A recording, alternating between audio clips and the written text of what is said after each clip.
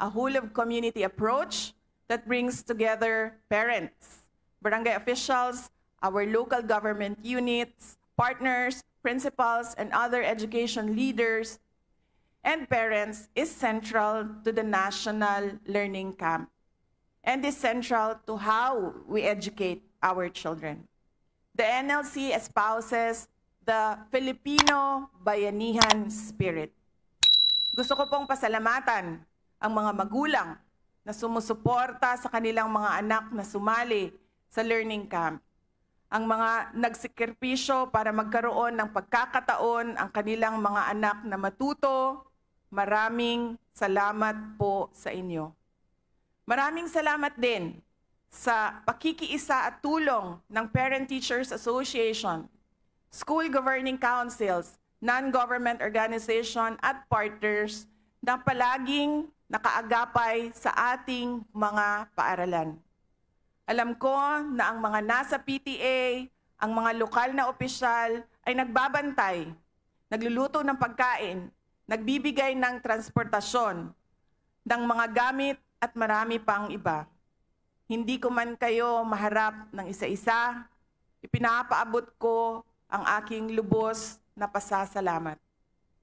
Malaking tulong din ang pakikiisa ng Union of Local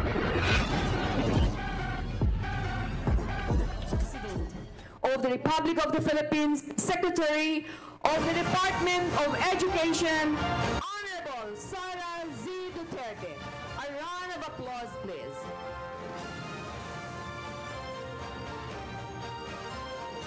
Distinguished guests, ladies and gentlemen, welcome to the first ever National Learning Camp Appreciation Program.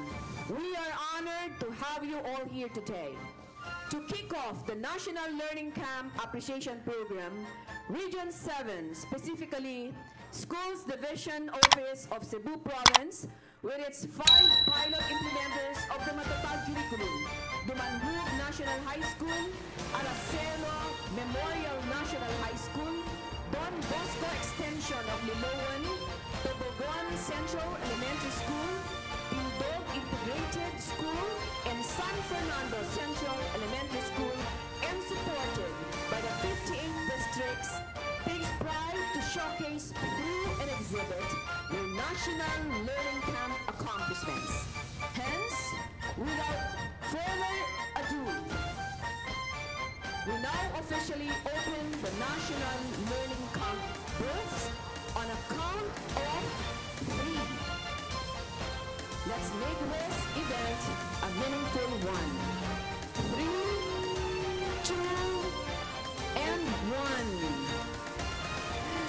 Congratulations! The National Learning Camp exhibit is now officially open. A big round of applause, please.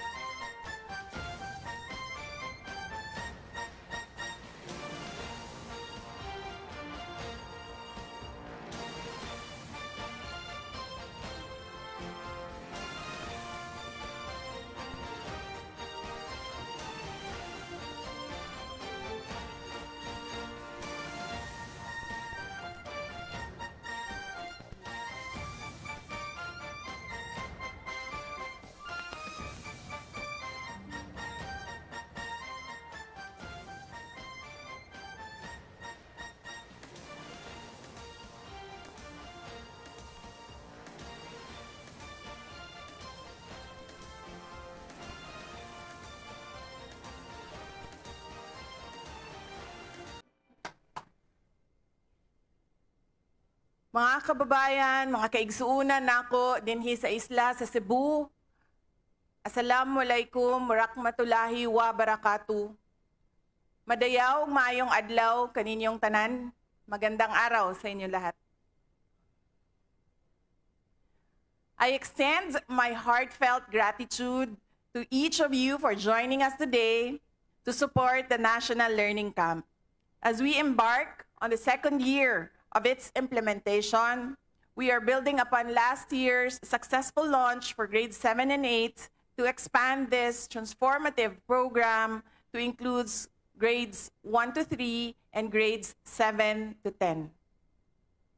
The NLC is a critical initiative supporting the National Learning Recovery Program, part of the department's commitment to addressing the learning loss that was aggravated by the pandemic. It is part of our response to the low performance of our learners in the National Achievement Test and international large-scale assessments, such as the Program for International Student Assessment and the Southeast Asia Primary Learning Metrics, which underscored a pressing learning crisis that requires urgent action.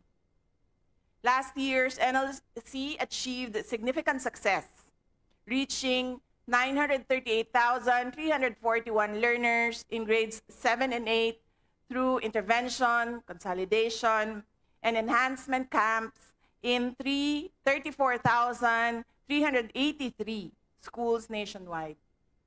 I thank the 62,773 teachers who volunteered for grades 7 and 8 and the 166,263 teachers involved in other end of school year break activities. Results of assessments show that our combined efforts have made a dent towards the improvement of our learners' performance in math, science, and English. Building on these strengths, we opened the second year of NLC on July 1 with 2,183,327 learners in grades 1 to 3 and grades 7 to 10, and 185,759 learning camp volunteers nationwide. Each teacher volunteer and learner received teaching and learning materials in reading, English, mathematics, and science. Additionally, we allocated funds for orientations and daily meal expenses for both DepEds and non-DepEd volunteers. We have also engaged partners who provide fun and engaging activities to our learners, as well as services such as eye and dental checkups in select schools, among others. This end of school year break, the NLC will run from July 1 to 19. It features 3-week intensive instructional activities to bolster our learners' performance in reading, English, mathematics, and science, alongside collaborative expertise session to empower our teachers. Last year, the NLC spanned 5 weeks, but this year we have reduced it to 3 weeks due to the adjusted school calendar of school year 2024 to 2025, as classes resume on July 29, marking our return to the pre-pandemic schedule. I am optimistic that this program will continue to yield positive outcomes, improving the foundational literacy, numeracy, and 21st century skills crucial to our learners' future success. However, to continue making it work, we need to carry on the NLC with the support of the whole community. A whole-of-community approach that brings together parents, barangay officials, our local government units, partners, principals, and other education leaders, and parents is central to the National Learning Camp and is central to how we educate our children. the NLC espouses the Filipino bayanihan spirit. Gusto ko pong pasalamatan ang mga magulang na sumusuporta sa kanilang mga anak na sumali sa learning camp. Ang mga nagsikripisyo para magkaroon ng pagkakataon ang kanilang mga anak na matuto, maraming salamat po sa inyo. Maraming salamat din sa pakikiisa at tulong ng Parent Teachers Association, School Governing Councils, non-government organization at partners na palaging nakaagapay sa ating mga paaralan. Alam ko na ang mga nasa PTA, ang mga lokal na opisyal ay nagbabantay, nagluluto ng pagkain, nagbibigay ng transportasyon, ng mga gamit at marami pang iba. Hindi ko man kayo maharap ng isa-isa, ipinapaabot ko ang aking lubos na pasasalamat. Malaking tulong din ang pakikiisa ng Union of Local Authorities of the Philippines na nagpahayag ng suporta sa pamamagitan ng board resolution upang hikayatin ang lahat ng local government units na sumuporta sa Learning Recovery Program kung saan kabilang ang National Learning Camp. Maraming salamat sa ulap. Of course, I commend the efforts of our regional directors, superintendents, education supervisors, CLMD and CID chiefs, as well as our testing coordinators for ensuring that the National Learning Camp is run well in your respective areas. The huge rise in the learner participation in the 2024 Learner Camp is a product of your strong commitment to our Learning Recovery Program. I am aware of your hard work. I am sure that your hard work is rewarded when we see our learners improving and succeeding. To our dear school principals, you play a critical role in our learning recovery efforts. Nakasalalay sa inyong pamumuno sa paaralan ang tagumpay ng NLC. Maraming salamat sa inyong lahat. Our teachers, DepEds, and non-DepEd teachers, thank you for all the good work that you do for our country. Thank you for volunteering to be part of the NLC, for spending more time with our learners, teaching them, helping them to become better. Ika nga, ang kalidad ng pagkatuto ay nakasalalay sa kalidad ng pagtuturo. Quality learning is contingent upon quality teaching. We rely on you, our dear teachers, to ensure that quality teaching and learning continue to happen in all our classrooms. Thank you for embracing collaborative expertise sessions, a job-embedded professional learning that is an important part of the NLC design. In the NLC, we have successfully embedded professional learning into the school schedule. On Mondays, teachers plan together, discuss strategies. On Fridays, teachers conduct critical reflection or evaluation of their teaching with the learners in mind. We have done this NLC practice in pilot schools too, and received positive feedback from our teachers and school leaders. Soon, collaborative expertise sessions will be part of the Matatag curriculum implementation. We are making professional learning central to the job of teachers. Evidence shows that teachers become more effective over time when they work in collegial environments. According to Hattie, a renowned researcher and educator, this is the power of collective efficacy. In the Philippines, teachers do this through the collaborative expertise sessions. Kasabay ng aking pasasalamat sa inyong lahat sa pakikiisa sa makabuluhang bayanihan para sa National Learning Camp noong nakaraang taon ay ang pakiusap na muli tayong magbuklod para sa matagumpay na NLC ngayong taon.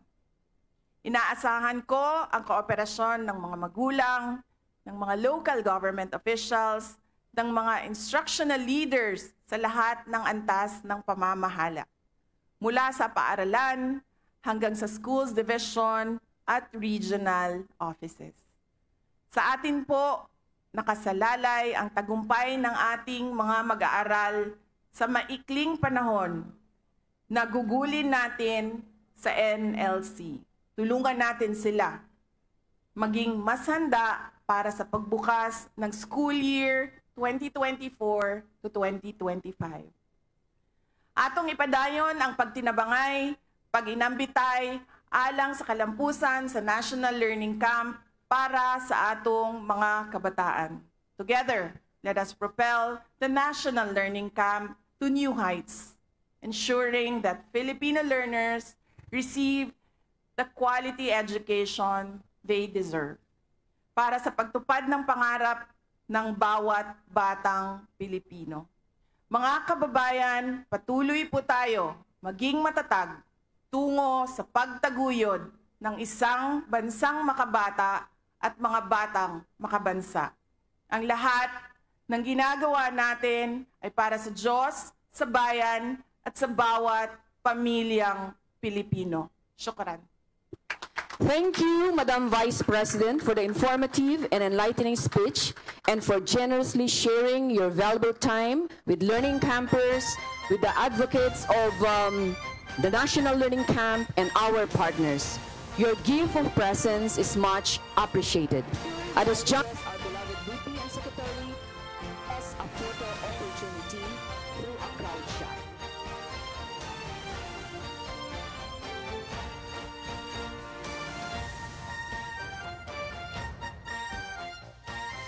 May we request everyone to please stand and join the crowd shot.